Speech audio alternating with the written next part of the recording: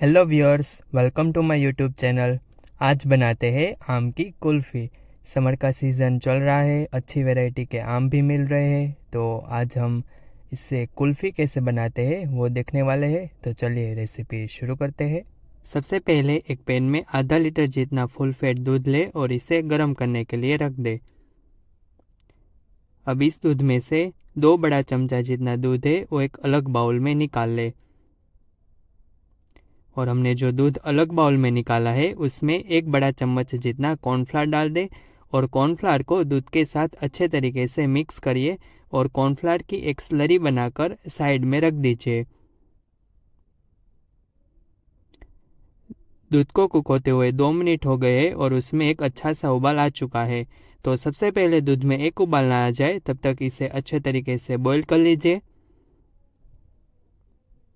अब इसमें 1/3 कप जितनी चीनी डाल दीजिए। चीनी का मेज़रमेंट आप कम या ज़्यादा कर सकते हो। और फिर हमने जो कॉर्नफ्लावर वाली स्लरी बना के रखी है वो थोड़ी थोड़ी दूध में डालते जाइए, स्पैचुला घुमाते जाइए और अच्छे तरीके से मिक्स कर दीजिए। एक बात का ध्यान रखिए, जब आप दूध में कॉर्नफ्लावर की स्लरी डाल रहे हो तो लगातार स्पैचुला ज़रूर घुमाइए ताकि कोई गुठलियाँ ना बने। अब इस दूध को हमें गाढ़ा करना है, तो गैस की फ्लेम को मीडियम करिए और इसे लगातार इसी तरह से स्पैचुला घुमाते हुए कुक करिए। थोड़ी देर में ये मिश्रण है वो एकदम थिक हो जाएगा। हमने इसमें कॉर्नफ्लावर पाउडर डाला है तो इसे थिक होने में ज़्यादा समय नहीं लगेगा, पर इसे लगातार चलाते रहना ज़रूरी है। और गैस की फ्लेम को ना बहुत ज़्यादा स्लो रखें और ना बहुत ज़्यादा फास्ट, मीडियम गैस की फ्लेम के ऊपर इसी तरह से इसे कुक कर लीजिए। तो यहाँ पर दूध अच्छे तरीके से गाढ़ा हो चुका है, ये देखिए, और इसे कुक होते हुए करीबन 8 मिनट हो गए हैं। हमारा मिश्रण एकदम थिक बन गया है। तो अब गैस की फ्लेम को बंद कर दीजिए और इस मिश्रण को पंखे के नीचे आधे घंटे के लिए छोड़ दीजिए। ये एकदम ठंडा हो जाएगा, बाद में हम इसकी आगे की प्रोसेस करेंगे। तो अभी इस दूध को एकदम ठंडा होने तक वेट करिए। दूध अच्छे तरीके से ठंडा हो गया है। आधे घंटे के लिए मैंने इसे पंखे के नीचे रख दिया था। तो ठंडा होने के बाद ये मिश्रण है वो और भी ज़्यादा थिक और क्रीमी बन गया है। तो एक बार अच्छे तरीके से सबको मिक्स करिए। यहाँ पर 3/4 कप जितना मैंगो पल्प मैंने लिया है। एक मीडियम साइज़ का केसर मैंगो था तो उसका पल्प निकाल कर मिक्सर में अच्छे तरीके से चर्न कर लिया था। तो ये पूरा पल्प है इसमें डाल दे।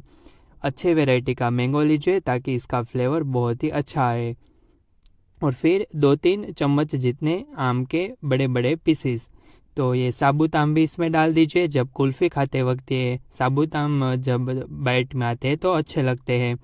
अब सब दूध में आम को अच्छे तरीके से मिक्स कर दीजिए। तो यहाँ पर हमारा कुल्फ़ी मिक्स है वो अच्छे तरीके से बन चुका है। तो चलिए अब इसको सेट करते हैं।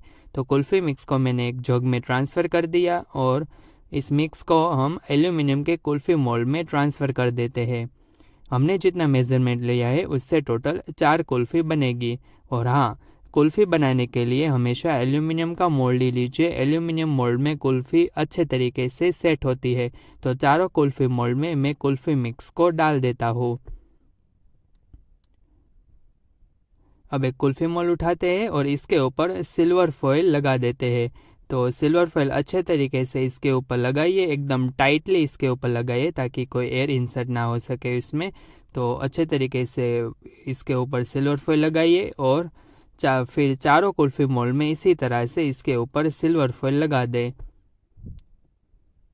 तो चारों कुल्फ़ी मोल्ड के ऊपर मैंने सिल्वर फॉइल लगा दी। फिर एक चाकू की सहायता से बीच में इस तरह से मार्क कर दीजिए। तो इस तरह से अच्छे तरीके से पहले मार्क कर दीजिए जिसमें हम कुल्फ़ी स्टिक को इंसर्ट कर सके। और अब जहाँ पर हमने मार्क किया है उसमें से एक एक कुल्फ़ी स्टिक को चारों कुल्फ़ी मोल्ड में इंसर्ट कर दीजिए। अब कुल्फ़ी को जमाने के लिए रखते हैं। तो कुल्फ़ी स्टैंड को मैं फ्रीज़र में रख देता हूँ। तो इसे 12 घंटे या फिर ओवरनाइट रखना होता है। जब ये एक बार अच्छे तरीके से सेट हो जाएगी बाद में हम उसे डिमोल्ड करेंगे। तो इसे मैं ओवरनाइट फ्रीज़र में रख देता हूँ। ओवरनाइट कुल्फ़ी को फ्रीज़र में रखने के बाद हमारी कुल्फ़ी है वो अच्छे तरीके से सेट हो चुकी है। तो चलिए डिमोल्ड करते हैं। तो ऊपर का सिल्वर फॉइल हटाते हैं और ये देखिए बहुत ही बढ़िया हमारी कुल्फ़ी सेट हुई है। तो उसे थोड़ी देर इस तरह से हाथ से घुमाएंगे तो वो आसानी से निकल आएगी। ये देखिए परफेक्ट हमारी आम की कुल्फ़ी डिमोल्ड हो चुकी है। तो चारों कुल्फ़ी मोल्ड में से कुल्फ़ी हम निकाल लेते हैं। बहुत ही बढ़िया हमारी कुल्फ़ी सेट हुई है। तो चारों कुल्फ़ी मोल्ड में से मैंने कुल्फ़ी निकाल दी। तो तैयार हो गई हमारी घर पर बनी हुई स्वादिष्ट आम की कुल्फ़ी। आपने देखा ये बनाना कितना आसान है।